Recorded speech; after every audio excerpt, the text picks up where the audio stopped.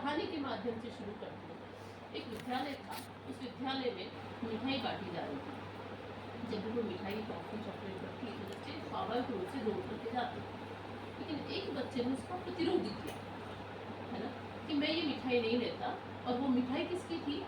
महारानी विक्टोरिया के 150वें उसके वर्ष हो गए थे उसके राज्यारोहण, यानी पूरे संसार में जहाँ जहाँ भी ब्रिटेन राज्य करता था उसके उपलक्ष्य में मिठाई बांटी जा रही थी। भारत में भी बांटी गई, हमारे यहाँ राज नहीं का था। एक बालक ने मना कर दिया कि मैं इस मिठाई को नहीं लूंगा, तो मिठाई के दोने को गिराते उसका उस विद्यालय से उसका निष्कासन भी होना था, स्वाभाविक रूप से हुआ।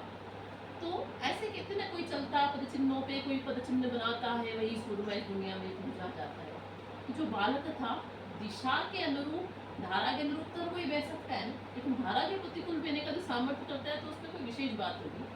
उस बालक ने आगे चलकर देखा कि देश में भयावह स्थिति है, देश को एकता के सूत्र में बांधने के लिए मेक इन इंडिया की बात करने वाले लोग हैं, तो एक संगठन का एक सूत्रपात किया विजयादशमी के दिन 1925 में। डॉक्टर केशवराम राम है और आज विश्व का सबसे बड़ा संगठन है। उसी संगठन की बहुत सारे विचार परिवार के संगठन है ना। 1952 में नानाजी देशमुख को आवश्यकता लगी कि विचार ठीक है, शाखा तो लग रही है अपनी जगह, लेकिन बालकों में संस्कार देने का काम कौन करेगा? तो ये काम करेगी विद्या भारती। और नानाजी देशमुख ने इसमें गुरु जी के सामने प्रस्ताव रखा कि ऐसे विद्यालय अपन खोले, बच्चों को संस्कार दें। और वहीं से सबसे पहला विद्यालय विद्या मंदिर सरस्वती शिशु मंदिर के नाम से गोरखपुर में 1952 में स्थापित है। तो विद्या मंदिर क्या काम करता है? विद्या मंदिर वो सारे काम करता है जो हर माता, हर गृहिणी अपने घर में अपने बच्चों के चरित्र निर्माण के लिए करती है। तो एक तरह से विद्या भारती एक माँ के समान पोषण देती है हर उस बालक को।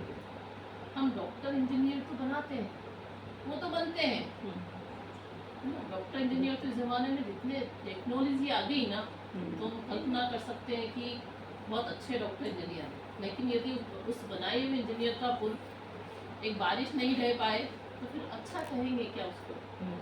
नहीं कहेंगे ना। उसके साथ शायद वो मानवीय मूल्य भी जुड़ने चाहिए थे, उस मानवीय मूल्यों को जोड़ने का काम विद्या भारती करता। अब संघ अपने 100 वर्ष पूरे कर रहा है।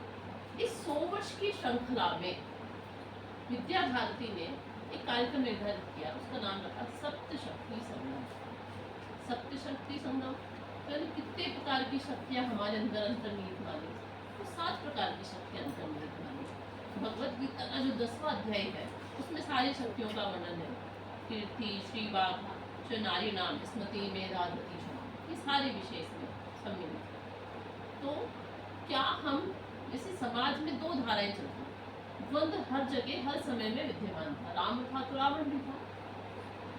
हम देश बनाने की बात करनी है, क्योंकि निश्चित रूप से जिस देश में हमने जन्म लिया उस देश के प्रति बहुत सारे उत्तरदायित्व हमारे हैं, क्योंकि हम सांस लेते हैं, हम यहाँ का अन्न खाते हैं, देश हमें देता है, सब गीत गाते, बहुत सारे उत्तरदायित्व भी है, स्वतः है। तो फिर हम क्या कर सकते हैं? क्या हम ऐसे कर सकते हैं क्या सब बहने मिल करके किन्हीं कतिपय स्थानों पर जाकर के हम कोई मातृशक्ति को